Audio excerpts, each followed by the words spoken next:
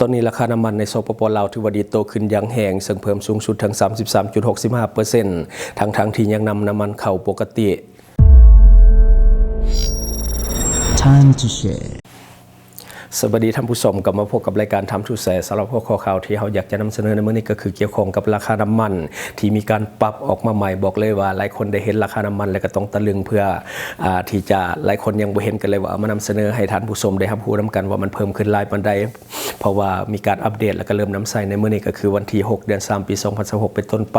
เริ่มตั้งแต่ 6 โมงเช้าของมื้อนี้ถือว่าได้เป็นราคาใหม่ซึ่งว่าเพิ่มขึ้นคือว่าและสูงสุดก็คือ 33.65% หรือว่าเอาเข้าไป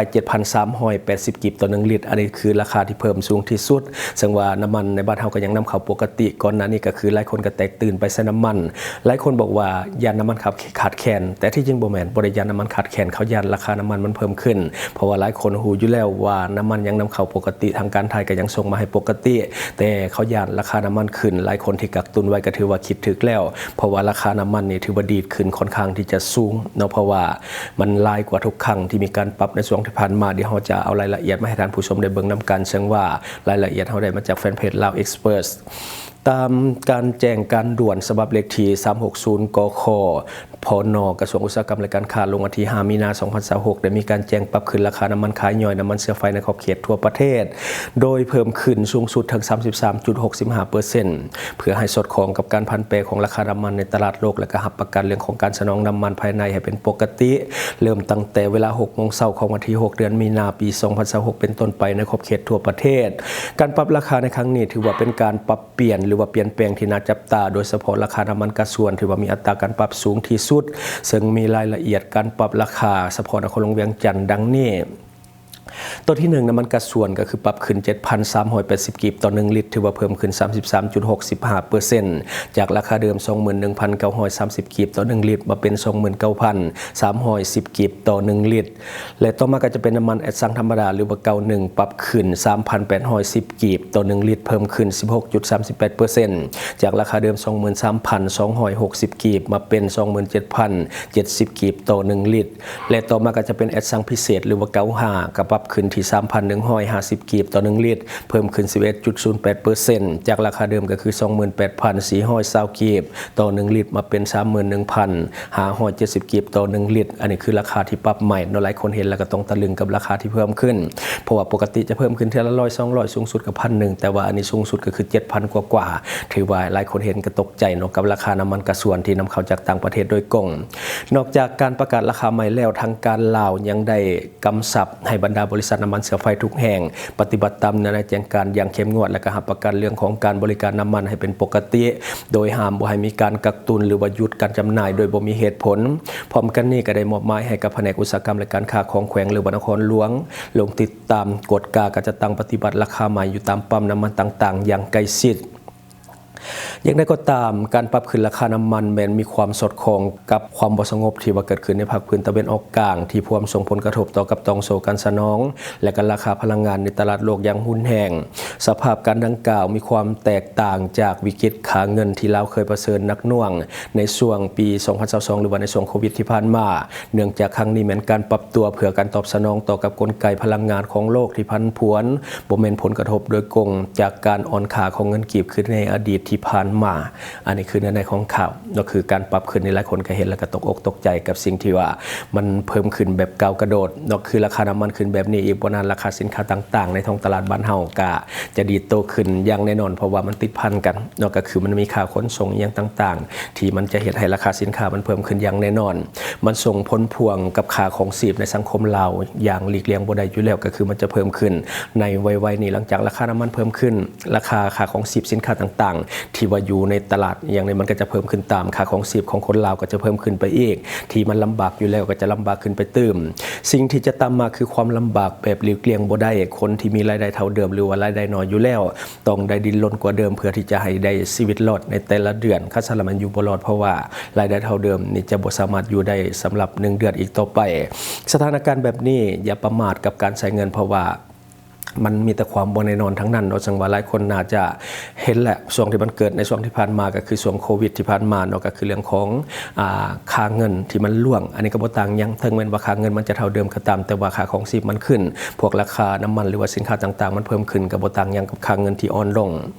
บัดนี้เฮามาเบิ่งในเฉพาะปี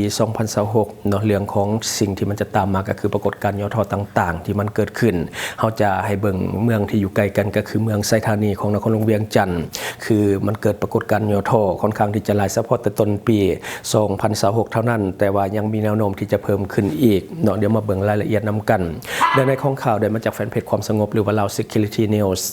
พันโทวิรัตศรีลาจันทร์หัวหน้าองค์การปกสเมืองไซธานีได้ผ่านบทสรุปการเวียกงานป้องกันความสงบประจำปี2025และก็ทิศทางแผนการปี2026ที่จัดขึ้นในวันที่5มีนา2026นี้ว่าใน1ปีที่ผ่านมาคณะผักบัญชากองบัญชาการปกสเมืองไซธานีได้สุมใส่แก้ไขปัญหาเรื่องของปรากฏการณ์ย่อท้อในสังคมเป็นต้นแม่นการเฮ็ดเวียกงานสืบสวนขั้นพื้นฐานกวดการติดตามและก็ขึ้นบัญชีเป้าหมายซึ่งผ่านมาทั่วเมืองไซธานีมีคดีเกิดขึ้นทั้งหมดแม่น257เรื่องกักตัวมาดำเนินคดีได้395คนเป็นหญิง49คนเทียบใส่ปี2024คดีลดลงถึง18เอาเข้าภาย118เรื่องเท่ากับ 31.46% ในนี้คดีลักทรัพย์พลเมือง98เรื่องกักตัวได้132คนเป็นหญิง8คนคดีฉกงทรัพย์พลเมืองเป็น35เรื่องกักตัวได้44คนหญิง16คนซื้อขายทรัพย์ผิดกฎหมาย10เรื่องกักตัว16คนและก็หญิง2คนฆาตกรรม4เรื่องและก็มีการกักตัว5คนปุนทรัพย์พลเมืองเป็น3เรื่องกักตัว8คนค้าขายอาวุธเซิร์ก8เรื่องกักตัว18คนหญิง2คนและก็นักเลงอันธพาล9เรื่องกักตัว9คนทำมิจฉาจาร8เรื่องและก็กักตัว16คนหญิง8คนและก็ปัญหาอื่นๆอีก82เรื่องกักตัว147คนมีหญิง13คนผ่านการแก้ไขสามารถเก็บกู้และก็ยึดของกลางได้ทั้งหมดแม่นรถใหญ่11คันรถโจก2คันรถจักรอีก43คันและก็เงิน17,924,000 กีบและก็มี 2,500 บาท421ดอลลาร์ 1,200 หยวนและก็คำหูประพันธ์1บาทโทรศัพท์13หน่วยบังอก456บังและก็ปืนสั้น4กระบอกลูกปืน52ลูกปืนอากาศ2กระบอกลูกปืนอากาศ40ลูกปืนแหวง3กระบอกพร้อมลูกปืนแหวง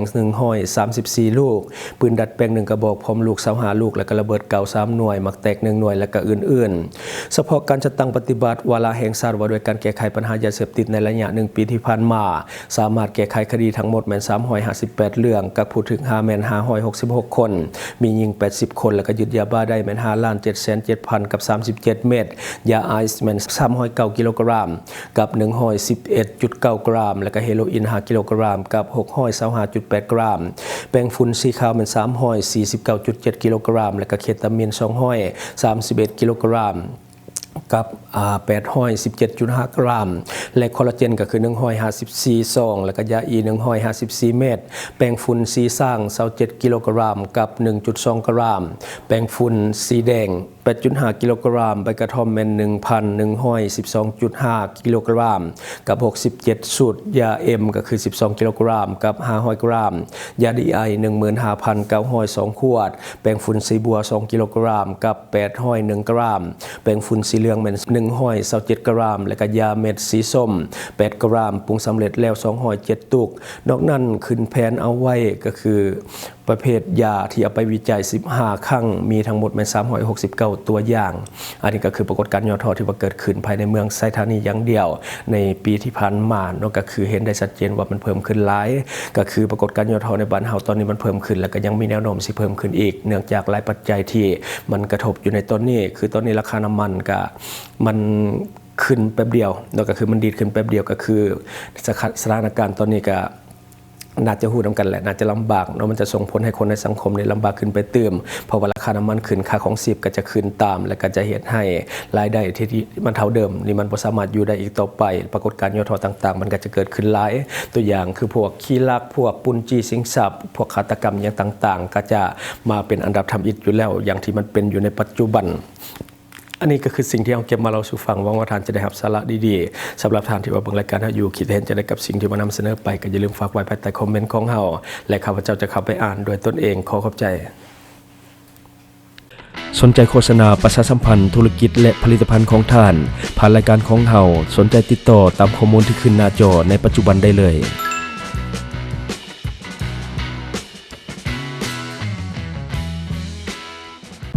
ลาวใช้แต่เงินกีบลาวและส่งเสริมผลิตภัณฑ์ภายในเพื่อลดพรการนำเข้าสินค้าและแก้ปัญหาเงินตา